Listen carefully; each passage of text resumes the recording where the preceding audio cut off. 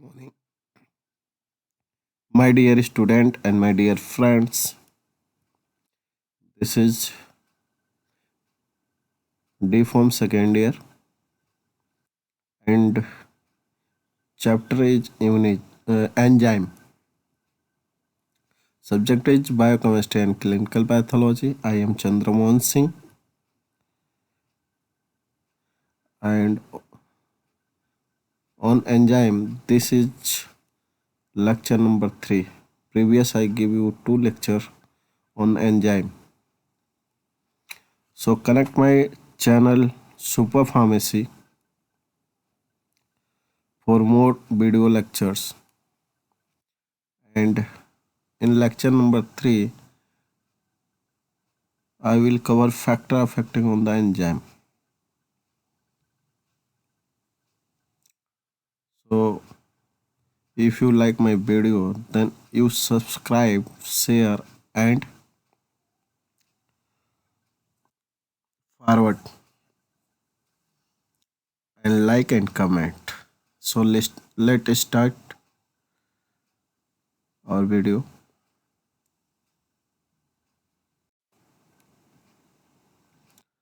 Factor affecting on the enzyme. First of all, I see pH. All the enzyme have particular pH at which their activity is maximal. Above or below this pH, activity is low. यानी हम देखते हैं कि pH कैसे enzyme पर effect करता है। तो पीएच एसिडिक या बेसिक एंड न्यूट्रल फेस जो होते हैं, तो all the enzyme have a particular pH at which their activity is maximal. Above or below this pH, the activity is low. मतलब सभी एंजाइम का अलग अलग पीएच होता है जिस पर वो मैक्सिमम एक्टिविटी अपना शो करता है। उस फेवरेबल पीएच पर वो अपना मैक्सिमम एक्टिविटी शो करता है। अगर उस पीएच को ऊपर करते हैं, उस फेवरेबल पीएच को अगर इंक्रीज करते हैं या डिक्रीज करते हैं, तो एंजाइम अपनी एक्टिविटी को लॉस करता है। The pH at which the enzyme show maximum activity is known as optimum pH. और जिस pH पर एंजाइम मैक्सिमम एक्टिविटी शो करता है उसको हम ऑप्टिमम pH कहते हैं। Only in this optimum pH, ionization of active amino acid in enzyme and are favorable for ES complex formation. इस ऑप्टिमल पीएच पर जो एक्टिव साइट होता है एंजाइम का, वो आयनाइज होता है और उस कंडीशन में एंजाइम जो होता है, एंजाइम और सब्सट्रैक्ट आपस में मिलकर enzyme subtract formation complex form बनाते हैं। The pH activity relation subtract is known show in the figure. अब इसका फिगर में देखते हैं क्या होता है। तो देखिए, एक साइड में आपकी एक्टिविटी है, दूसरे साइड में आपका पीएच है। एक्टिविटी और पीएच का आपका रिलेशन है।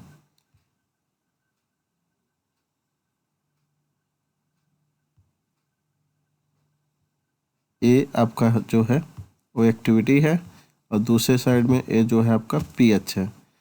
तो जैसे 2 3 4 5 6 7, तो ए जो है जैसे पीएच हम इंक्रीज करते हैं तो आप देख रहे हैं एक्टिविटी। अगला देखते हैं हमारा टेम्परेचर। तो rise in the temperature cause increase in the rate of enzyme catalyzed reaction up to a certain temperature, example about 45 degree Celsius. ये अलग अलग बुक में अलग अलग मिल जाएगा आपको, बट 45 to 50 या 55 तक इसका ऑप्टिमम टेम्परेचर होता है। तो मतलब इस टेम्परेचर पर एंजाइम जो होता है मैक्सिमम अपना एक्टिविटी ऑप्टिमम एक्टिविटी शो करता है। यानी कि ऑप्टिमम ऑप्टिमम का मतलब आप इस ऑप्टिमम टेम्परेचर पर मैक्सिमम प्रोडक्ट प्रोड्यूस करता है। तो rise in temperature cause increase in the rate of enzyme. अगर टेम्परेचर बढ़ाते हैं तो एंजाइम का रेट यानी कि जो प्रोडक्ट बनने की क्षमता है वो बढ़ जाती है। हाँ, catalyse reaction up to certain, लेकिन एक सर्टेन टेम्परेचर पर। फिर उसके बाद से अगर बढ़ाते हैं तो वो क्या होता है, डिक्लाइन होने लगता है, उनकी एक्टिविटी जो होती है लॉस होने लगती है। Above which the activity decline due to the denaturation of enzyme due to their protein denature. As the enzyme is denatured and inactivated, the reaction which is catalyzed slows down and ultimately stop. यानी temperature हम बढ़ाते हैं तो enzyme क्या होता है, वो उसकी डीनेचर होना शुरू हो जाता है। तो डीनेचर क्यों होता है, क्योंकि वो प्रोटीन, बहुत सारे एंजाइम जो होते हैं प्रोटीन के बने होते हैं। तो प्रोटीन जो होता है, प्रोटीन भी अधिक टेम्परेचर पर आपका डीनेचर हो जाता है, जिसके वजह से एंजाइम भी अपनी एक्टिविटी डीनेचर हो जाता है। और डीनेचर होने के वजह से एंजाइम इनएक्टिवेटेड हो जाता है, मतलब वो अपना प्रोडक्ट नहीं बना पाता है। और अल्टीमेटली अगर ज़्यादा टेम्परेचर दे देते हैं तो प्रोडक्ट बनना बंद हो जाता है। So the temperature at which enzyme show maximum activity is known as optimum temperature. So the temperature which enzyme show maximum activity is known optimum temperature.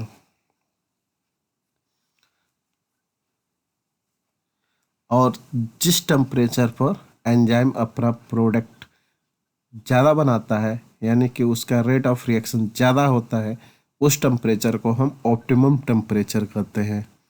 The optimum temperature of the most of the enzyme is found to be 37 degree Celsius. तो optimum temperature अधिकांश enzyme में पाया गया है, उसका temperature 37 degree Celsius है। The relationship of enzyme activity to temperature is known so below in the figure. अब हम रिलेशन देखते हैं, क्या होता है एंजाइम की एक्टिविटी और टेम्परेचर का क्या रिलेशन होता है, वो हम ग्राफ के माध्यम से देखते हैं। तो इसमें अब देखिए, एक साइड में आपका टेम्परेचर है, दूसरे साइड में एक्टिविटी है। तो टेम्परेचर जैसे जैसे बढ़ता है वैसे वैसे उसकी एक्टिविटी बढ़ती जाती है। लेकिन एक टाइम मैक्सिमम एक्टिविटी, जैसे ऑप्टिमम टेम्परेचर आने के बाद से टेम्परेचर हम बढ़ाते जाते हैं तो उसकी एक्टिविटी धीरे धीरे धीरे कम होने लगती है। और नियर अबाउट 70 के आसपास आप देख रहे हैं उसकी एक्टिविटी बिल्कुल ख़त्म हो जाती है, धीरे धीरे कम होते होते ख़त्म हो जाती है।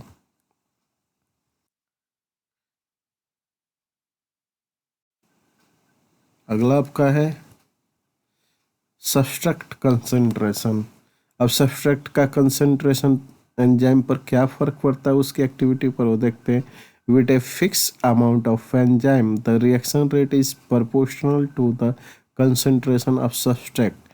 मतलब एक फिक्स अमाउंट, मतलब कुछ टाइम तक सब्सट्रैक्ट का हम कंसंट्रेशन बढ़ाते हैं तो एंजाइम की एक्टिविटी बढ़ती है, लेकिन कुछ टाइम तक। But this is true up to the certain concentration, after which increase in the concentration of substrate does not further increase the velocity of the reaction। और एक टाइम के बाद से जब हम उसका कंसंट्रेशन सब्सट्रैक्ट का बढ़ाते रहते हैं तो एंजाइम की एक्टिविटी नहीं बढ़ती है, कांस्टेंट हो जाती है। Since the number of active site on the enzyme molecules are limited, at the stage will come when all of them have filled with the substrate molecule। यानी कि सब्सट्रैक्ट की मात्रा जब बढ़ाते हैं तो एंजाइम जितना होगा वो एंजाइम के एक्टिव साइट पर जाकर सब्सट्रैक्ट एंजाइम और सब्सट्रैक्ट कॉम्प्लेक्स बनाकर प्रोडक्ट फॉर्म करेगा। तो यानी रेट ऑफ रिएक्शन बढ़ता जाएगा, लेकिन एंजाइम के एक्टिव साइट कम हो जाएगा और सब्सट्रैक्ट की मात्रा बढ़ जाएगा, तो वो क्या होगा, वो उतना ही प्रोडक्ट बनाएगा जितना उसके पास एंजाइम होगा। तो उस कंडीशन को सैचुरेशन कंडीशन कहते हैं। This is known as saturation of enzyme. इसको एंजाइम का सैचुरेशन कहते हैं। Now since none of the active sites of the enzyme free, further addition of the substrate molecule will not increase the product information। उस condition में क्या होता है, enzyme के जो एक्टिव साइट होते हैं कंसंट्रेशन बढ़ता है, और एंजाइम की एक्टिव साइट न होने की वजह से या एंजाइम सब्सट्रैक्ट से रिएक्शन और नहीं कर सकता है, तो उस कंडीशन में क्या होता है, सेचुरेशन स्टेज के बाद से क्या होता है, वो प्रोडक्ट स्टेबल हो जाता है, उसकी एंजाइम की एक्टिविटी स्टेबल हो जाती है। अब देखिए, जैसे ग्राफ के माध्यम से आप देख रहे हैं कि वेलोसिटी मतलब रेट ऑफ रिएक्शन है, एंड सब्सट्रैक्ट कंसंट्रेशन, तो सब्सट्रैक्ट कंसंट्रेशन हम बढ़ा रहे हैं तो इसकी वेलोसिटी बढ़ती जा रही है। तो एक मैक्सिमम वेलोसिटी मैक्सिमम स्टेज पर जाती है और फिर कंसंट्रेशन हम बढ़ाते हैं तो प्रोडक्टिविटी उतना ही रहती है। तो उस कंडीशन को हम सेचुरेशन पॉइंट कहते हैं, जो एक लीनियर लाइन से शो किया गया, ग्राफ में जो सीधे दिख रहा है। It was Michaels and Manton in 1913 who proposed a successful explanation for the effect of substrate concentration on the enzyme activity। Michaelis and Menten 1913 में इस थ्योरी को दिया था और एक्सप्लेन किया था कि सब्सट्रैक्ट का एंजाइम पर क्या एक्टिविटी होती है, यानी सब्सट्रैक्ट की कंसंट्रेशन बढ़ती है तो एंजाइम के साथ क्या उसकी एक्टिविटी होती है।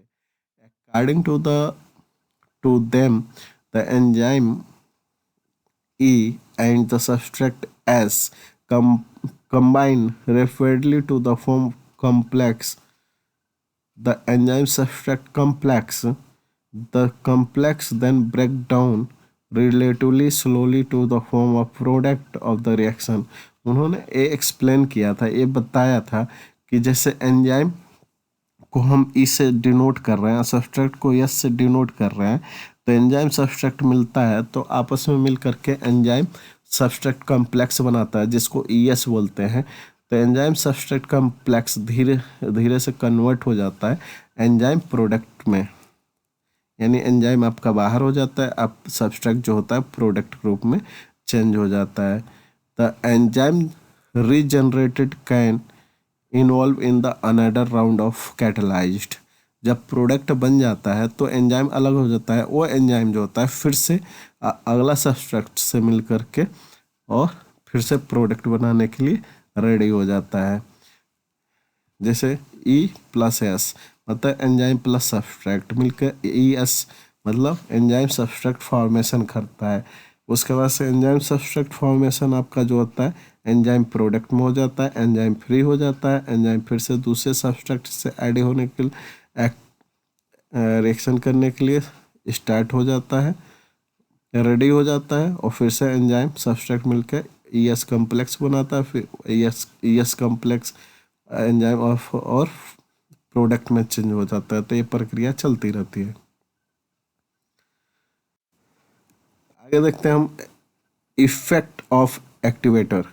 एक्टिवेटर का क्या इफेक्ट पड़ता है, तो डाइवैलेंट आयंस, डाइवैलेंट मतलब जिस पर दो आयन टू आयंस हो उसको डाइवैलेंट आयन कहते हैं। Like magnesium +2, copper +2, manganese +2, zinc +2 and monovalent यानी सिंगल आयन होते हैं, such as sodium plus, potassium plus are required for the activity of many enzyme. यानी कि डाई वायलेंट या मोनोवायलेंट आयंस जो होते हैं वो एंजाइम को क्या करते हैं, एक्टिवेट करते हैं।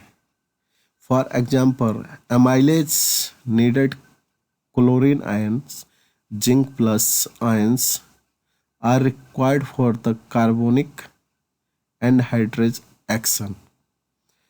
तो इसमें एमाइलेज जो होता है, एमाइलेज को ज़रूरत है, इससे क्लोरीन आयन और जिंक आयन की वजह से एक्टिवेट होता है और कार्बोनिक एनहाइड्रेज रिएक्शन शो करता है। जैसे कार्बोनिल एनहाइड्रेज रिएक्शन जो होता है, ferric ion copper ions are required for the enzyme involve in the redox reaction. जैसे फेरिक आयन, आयरन का आयन जो होता है कॉपर का आयन होता है और रिस्पॉन्सिबल होता है किसके लिए, रिडॉक्स रिएक्शन के लिए। Several peptidases are activated by manganese and zinc and cobalt. बहुत सारे पेप्टेज जो होते हैं इस मैग्नीज, जिंक और कोबाल्ट आयन के प्रेजेंस में एक्टिव होता है। Enzymes required metal ions are enzymes which contain metal ions in their structure called metallo enzyme. जब एंजाइम के साथ मेटल आयंस मिलता है तो उस कंडीशन को हम क्या कहते हैं, मेटेलो एंजाइम। उस कंडीशन को क्या कहते हैं, metallo enzyme. Effect of the concentration of enzyme, concentration of enzyme क्या इफेक्ट करता है एंजाइम की एक्टिविटी पर, वो देखते हैं। तो the velocity of enzymatic reaction is directly proportional to concentration of enzyme. यानी कि एंजाइम की एक्टिविटी जो होती है वो डायरेक्ट प्रोपोर्शनल होता है एंजाइम के कंसंट्रेशन पर। यानी कि एंजाइम का रेट ऑफ रिएक्शन जो होता है वो बढ़ेगा कब, जब एंजाइम की कंसंट्रेशन बढ़ाएंगे, एंजाइम की मात्रा ज़्यादा देंगे तो ज़्यादा सब्सट्रैक्ट से जुड़ेगा, ज़्यादा सब्सट्रैक्ट से जुड़ेगा ज़्यादा प्रोडक्ट बनाएगा, तो उसका रेट ऑफ रिएक्शन बढ़ जाएगा। In case the enzyme concentration is doubled, then as the much twice active site become available to the combine with the substrate provide an excess of the substrate is present, and so maximum velocity is also doubled. At the fixed concentration of the substrate level is reached when all the substrate molecules are utilized and no more changes in the velocity of the reaction takes place. अगर आपका substrate का concentration आपका limited है तो enzyme अगर बढ़ाते हैं तो वो भी क्या हो जाएगा, आपका सेचुरेशन स्टेज में चला जाएगा। जब उसके पास सब्सट्रेट ही नहीं रहेगा रिएक्शन करने के लिए तो प्रोडक्ट तो उतना ही बनेगा। तो रेट ऑफ रिएक्शन आपका क्या है, डायरेक्ट प्रोपोर्शनल जो है वो एंजाइम के कंसंट्रेशन पर है। अब ये देखते हैं इसका भी, enzyme concentration activity relationship. Enzyme की एक्टिविटी हम बढ़ाते जाते तो सब्सट्रेट वेलोसिटी उसकी बढ़ती जाती है। लेकिन अगर हमारा सब्सट्रेट ही ख़त्म हो जाए तो उस समय क्या होता है, सेचुरेशन फेज हो जाता है जो लीनियर शो करता है। यानी कि एंजाइम बढ़ाते हैं लेकिन सब्सट्रेट है ही नहीं तो एक्टिविटी वेलोसिटी आपकी क्या हो जाती है, कंसंट्रेट हो जाता, सेचुरेशन हो जाती है।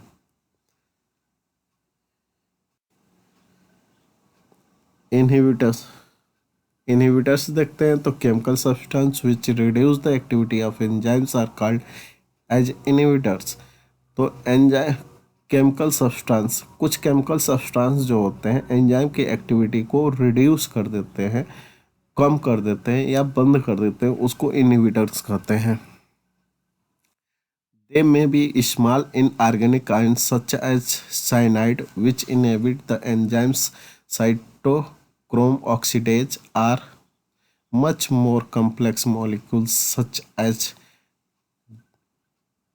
diisopropyl phosphofluoridate which inhibit acetyl chlorine esterase। यानी कि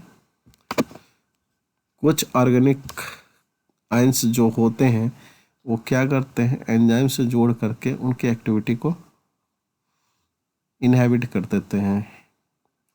जैसे साइनाइड जो होता है, अगर साइनाइड हमारा एंजाइम के से जैसे एंजाइम साइटोक्रोम ऑक्सीडेज के साथ जुड़ जाता है तो उसकी एक्टिविटी बैन कर देता है। उसी तरह से डाई आइसोप्रोपिल फ्लोराइडेट जो होता है वो एस्टिल क्लोरीन एस्टरेज एंजाइम को इनहिबिट कर देता है। This phenomena is in which the enzyme activity is decreased by the presence of inhibitor is known as enzyme inhibition। इस फिनोमेना को जब कोई केमिकल मॉलिक्यूल जा करके एंजाइम की एक्टिविटी को बंद कर देता है तो इस फिनोमेना को हम क्या कहते हैं? Inhibition, enzyme inhibition. Type of enzyme inhibition कौन कौन से होते हैं? तो एंजाइम इनहिबिशन में भी different type such as competitive, uncompetitive, non competitive, allosteric inhibition. ये जो होते हैं 4 तरह के आपके इनहिबिशन होते हैं। अब इसका मैकेनिज्म भी साथ साथ हम देखते जाते हैं। कम्पिटेटिव इनहिबिशन क्या होता है? So this type of inhibition occur when the structure of inhibitor resemble that of the substrate. The inhibitor compete with the proper substrate for the binding at the active site of the enzyme। यानी कि enzyme substrate के साथ मिल करके complex बनाता है और product उसके बाद से जब प्रोडक्ट में चेंज हो जाता है। तो जब एंजाइम सबस्ट्रेट के साथ जुड़ता है तो जो सबस्ट्रेट का स्ट्रक्चर होता है सेम वैसे स्ट्रक्चर किसी इनहिबिटर का होता है, अलग मॉलिक्यूल्स का होता है। तो सबस्ट्रेट के जगह पर वो जाकर जुड़ जाता है तो फिर एंजाइम की एक्टिविटी क्या हो जाती है? स्टॉप हो जाती है, यानी कि प्रोडक्ट चेंज ही नहीं होता है। In this type inhibition both ES complex या and enzyme inhibitor complex, EI से एंजाइम इनहिबिटर कॉम्प्लेक्स कहते हैं, are formed during the reaction. Relative amount of two complex depend partially upon the affinity of the enzyme towards the substrate and inhibitor and partially upon the relative concentration of substrate and the inhibitors. Thus, the inhibitor is the present sufficient high concentration, it can displace the substrate entirely and thus block the reaction up completely। यानी कि आपका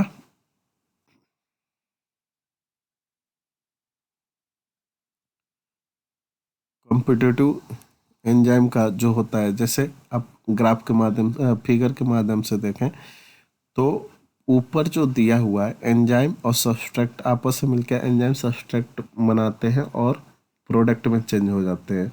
दूसरे जब नीचे figure में देखिए competitive inhibitor जो होता है एंजाइम के साथ मिल जाता है तो इनएक्टिव कर देता है एंजाइम को, यानी कि उसकी एक्टिविटी को बंद कर देता है जिसके वजह से प्रोडक्ट नहीं बनता है।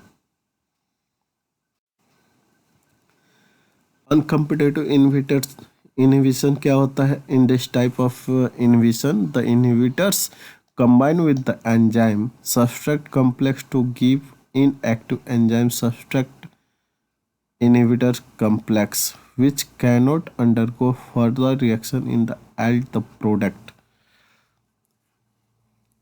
अनकम्पिटिटिव में क्या होता है? कम्पिटिटिव के मतलब क्या था आपका? सेम आपका मॉलिक्यूल्स और इनहिबिटर का भी कैरेक्टर सेम होने की वजह से एंजाइम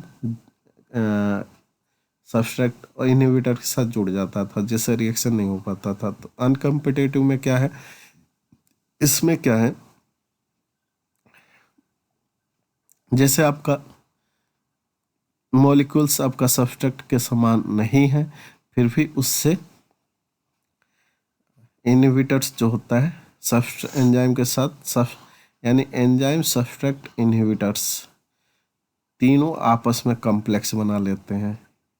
कोई जैसे एंजाइम होता है, सबस्ट्रैक्ट होता है और कोई इनहिबिटर साथ में आ गया तो उस कंडीशन को अनकम्पिटिटिव इनहिबिटर्स कहते हैं और उसके वजह से भी आपका प्रोडक्ट नहीं बनता है। जैसे एंजाइम सब्सट्रेट से मिलता है तो एंजाइम सब्सट्रेट और मिल करके एंजाइम प्रोडक्ट में चेंज होता है। तो एंजाइम सब्सट्रेट जो होता है अगर इनहिबिटर उसमें जुड़ जाता है तो एंजाइम सब्सट्रेट इनहिबिटर कंडीशन कहते हैं और प्रोडक्ट नहीं बनता है। इसका फिगर देख लीजिए।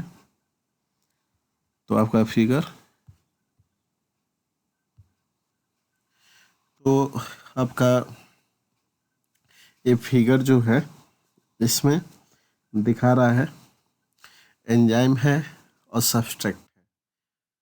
एंजाइम सब्सट्रेट मिलेगा तो प्रोडक्ट बनाएगा, लेकिन एंजाइम सब्सट्रेट जब आपस में मिल जाता है तो वहाँ पर अनकम्पिटिटिव इनहिबिटर्स आके जुड़ जाता है, जिसके वजह से आपका प्रोडक्ट फॉर्मेशन नहीं होता है। In this type the degree of inhibition में increase when the substrate concentration is increase, यानी कि सब्सट्रेट का कंसंट्रेशन बढ़ जाता है, इंक्रीज होने लगता है, तो आपका इनहिबिशन भी आपका इंक्रीज होने लगता है, जुड़ने लगता है। Inhibition can not be reversed by the increasing the concentration of substrate, यानी कि अगर हम सब्सट्रेट का कंसंट्रेशन बढ़ाते हैं तो इनहिबिशन रिवर्स कंडीशन में नहीं आता है, वापस नहीं बनता है।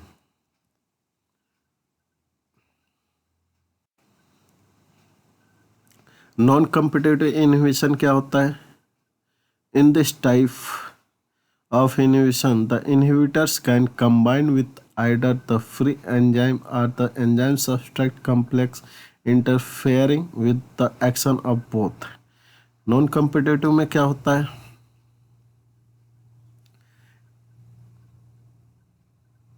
Inhibitors can combine with the either the free enzyme or enzyme substrate complex, interfering with the reaction of the both. कि जैसे कि पहले क्या था कि सब्सट्रेट के एक्टिव साइट पर इनहिबिटर जुड़ जाता था, उसको कॉम्पिटिटिव बोलते थे। सब्सट्रेट और एंजाइम जब कॉम्प्लेक्स बनाया तो तीसरा आके कहीं से जुड़ गया, उसको अनकॉम्पिटिटिव बोले। और इसमें क्या है, इसमें inhibitors can combine either the free enzyme के फ्री साइट हो या एंजाइम सब्सट्रेट कॉम्प्लेक्स हो, दोनों कंडीशन में ये क्या करता है, उसको इनहिबिट कर देता है, जिसको नॉन कॉम्पिटिटिव इनहिबिटर्स कहते हैं।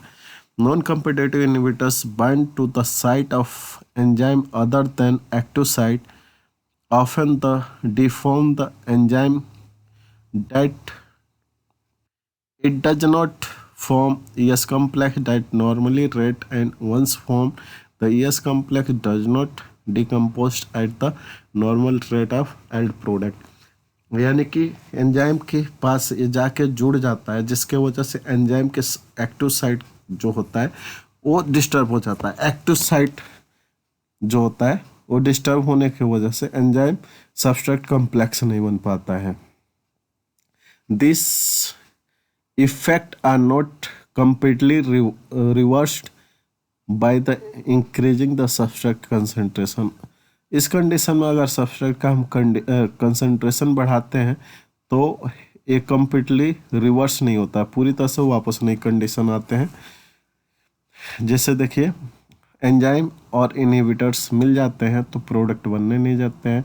एंजाइम सब्सट्रेट मिलते हैं तो एंजाइम सब्सट्रेट कॉम्प्लेक्स बनाता है, फिर इनहिबिटर जुड़ जाता है तो आपका एंजाइम सब्सट्रेट इनहिबिटर होता है और प्रोडक्ट नहीं बनने देता है।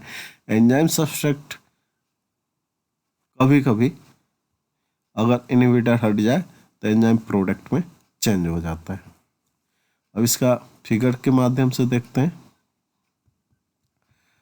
तो जो एंजाइम है और सब्सट्रेट है, एंजाइम सब्सट्रेट मिल गया, प्रोडक्ट बना दिया, लेकिन एंजाइम सब्सट्रेट के साथ हमारा कोई तीसरा इनहिबिटर्स जुड़ गया तो इनएक्टिव हो जाता है या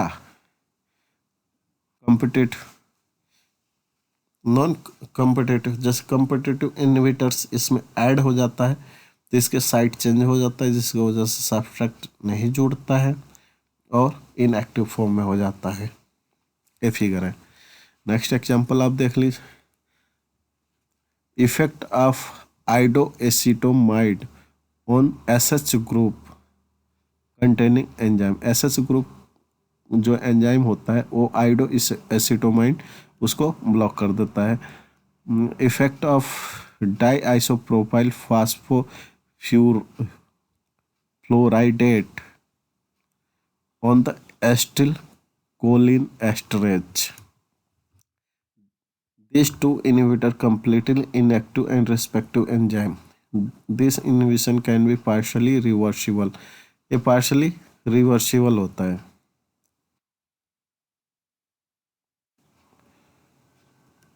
Allosteric inhibitor. This type of inhibition is otherwise known as end product inhibition. मतलब product inhibition कहते हैं। This inhibitors bind with the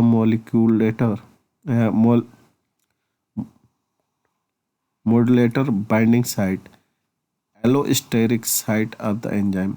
यानी कि allosteric site को ये इनहिबिटर क्या करता है, बाइंड कर देता है।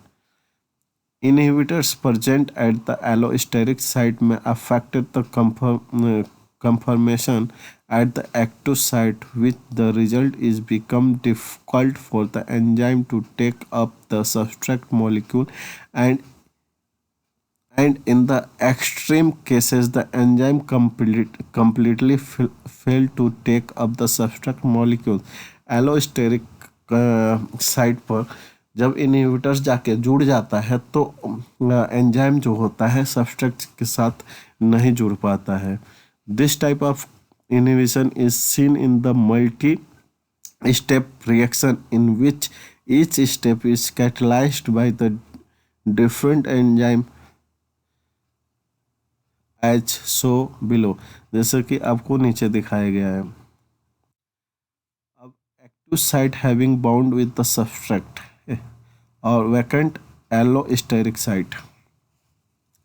जैसे एक्टिव साइट पर आपका सबस्ट्रेट बाइंड होता है, एलोस्टेरिक साइट खाली रहता है, तो इनहिबिटर जाके एलोस्टेरिक साइट पर बाउंड कर देता है, जिसके वजह से substrate which can not longer to bound, मतलब काफ़ी देर तक वो, यानी कि उसके साइड जो होता है, एक्टिव साइड जो होता है वो चेंज होता है, उसका स्ट्रक्चर ही चेंज हो जाता है, जिसके वजह से सब्सट्रैक्ट उससे लंबे टाइम तक जुड़ नहीं पाता है और आपका प्रोडक्ट में चेंज नहीं होता है। This enzyme which can be inhibited by the end product is known as allosteric enzyme when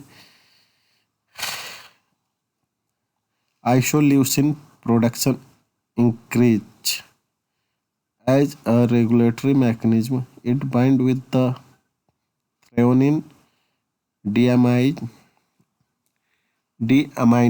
in the allosteric site and inhibit further binding of the substrate with the enzyme, and ultimately production of isoleucine is stopped। एक chemical reaction का आपका example है। Isoleucine के production में हम क्या होता है, थ्रेओनिन